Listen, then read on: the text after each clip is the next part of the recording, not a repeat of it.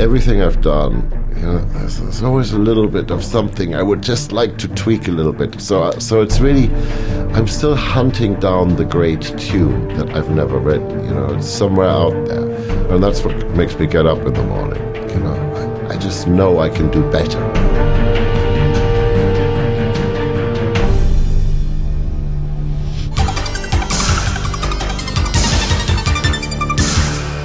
It was the 80s in London. I was very fortunate to have this friend who was a well-known film composer in England, Stanley Myers. He'd written the music for The Deer Hunter, and he was constantly working.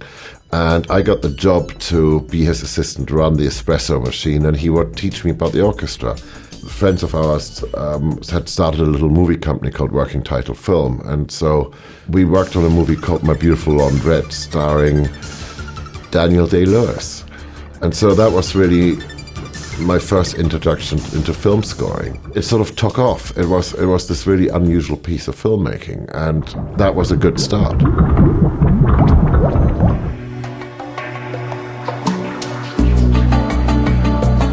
Rain Man came about in a very strange way. I had done it again for Working Title Film. I'd done a film called A World Apart, which is still one of my favorite movies.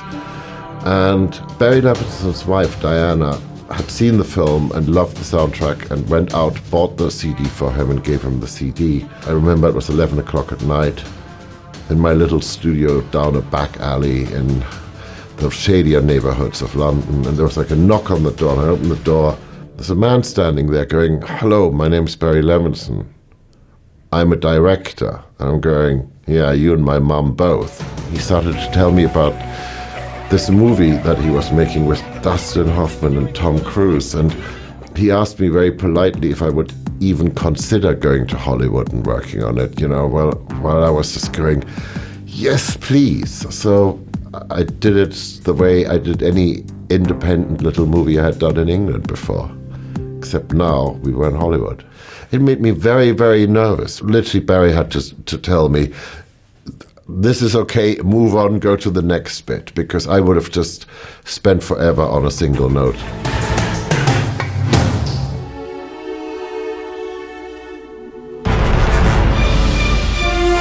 The Lion King. At first I didn't want to do it. Sometimes all the right things happen for all the wrong reasons. I didn't know how to do animation, and I thought, it's a Disney animated film, so it'll be like Fairy Tale Princess, and I kept saying, "I don't know how to write Fairy Tale Princess music," and they kept saying, "That's why we want you." My daughter at the time was 6 years old, and I'd never been able to take her to a premiere of any of my movies, and I thought, Dad wants to show off, so that's why I took the job. And there I was being flippant, I'm doing this movie about fuzzy animals.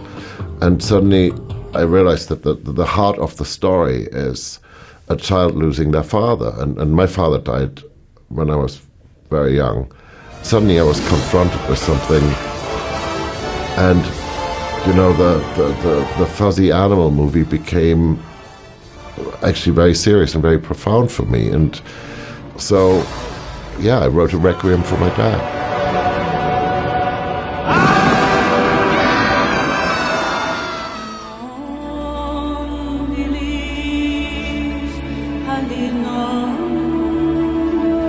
Ridley knows that I'm useless in the mornings and I'm vulnerable because I keep musicians' hours. It's like I have a 9-to-5 job. I start at 9 in the evening and finish at 5 in the morning. So when Ridley phoned me at 9 o'clock in the morning and said, "Hey, do you want to do a Gladiator movie?"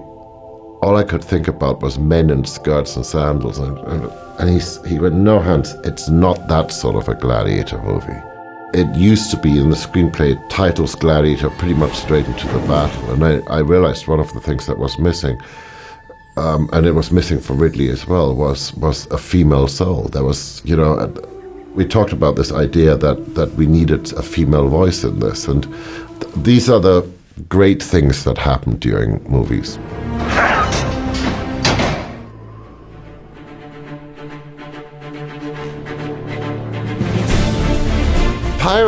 Pirates was a complete accident. I mean, I was working with Gore on something, and I said to him, so what are you doing next? And he's going, well, I'm thinking of doing this Pirates movie.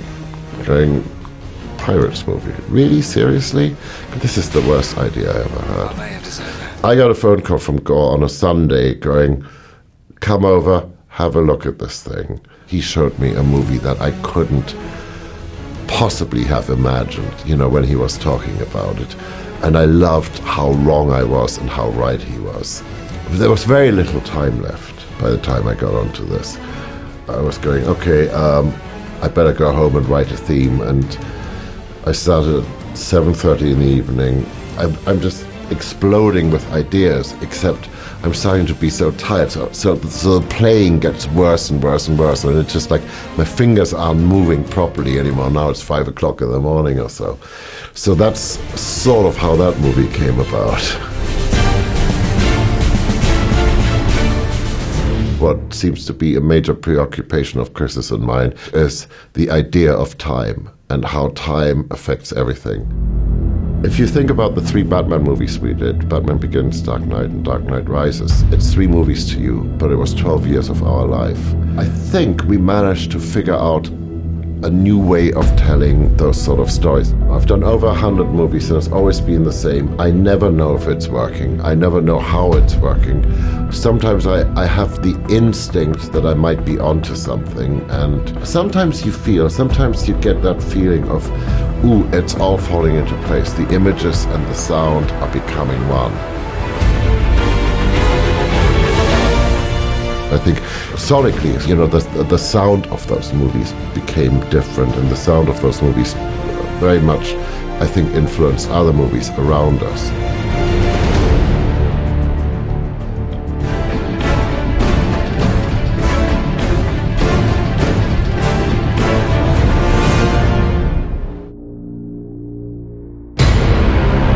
Inception was, Chris had written into his screenplay this idea of these big, those horns.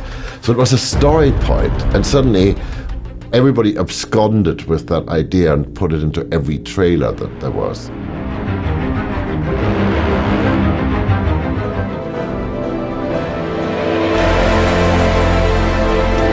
By the time we got to Interstellar, we literally sat down and went, okay, let's make a list of everything we have done and see what we're left with. We've done the big brass, we've done the big drums, we've done the synthesizer stuff. And Chris said, what about church organ? And at first I went, oh, it'll sound like Frankenstein horror movies. It'll be all gothic. It was actually appropriate in a funny way, because if you think about the church organ, by the 17th century, it was the most complex bit of technology ever built by man. And if you think that the most complex piece of technology was actually built to be in the service of the creation of music, that's not so bad. I just thought, yes, okay, I'm going to give this a go, how to write something which is not Gothic, but let's try to write a new vocabulary for this amazing piece of technology. And we ended up in London in this, it was a truly extraordinary place called Temple Church, recording this beast of an instrument with this amazing organist, Roger Sayers. I had written all these unplayable parts, and for Roger it was just like, I was really worried I remember on the flight over saying to Chris, what were you prepared with, which is the least amount that we can actually get through before this guy is going to quit on us? Walking into Temple Church and there's Roger, this humble man, he's going, why don't we just try a few things? And he just blazed through these unplayable parts. Superhuman.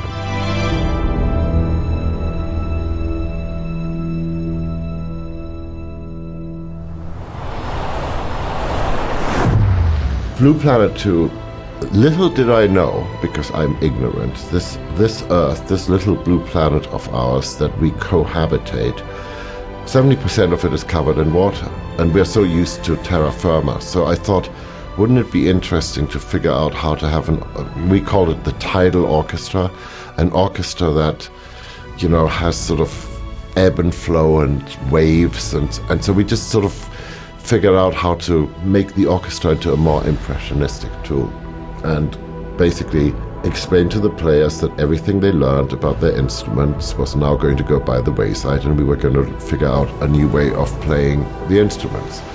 We are so dependent on the ocean. We are so dependent on this planet. And we know so little about it. And I just thought if the music can become some sort of a bridge between what is under the surface to us, you know, and just to bring us closer to this world, so that maybe just for a moment we realize that if we don't look after them, it won't look after us. While other kids were playing with Legos, I was torturing the piano.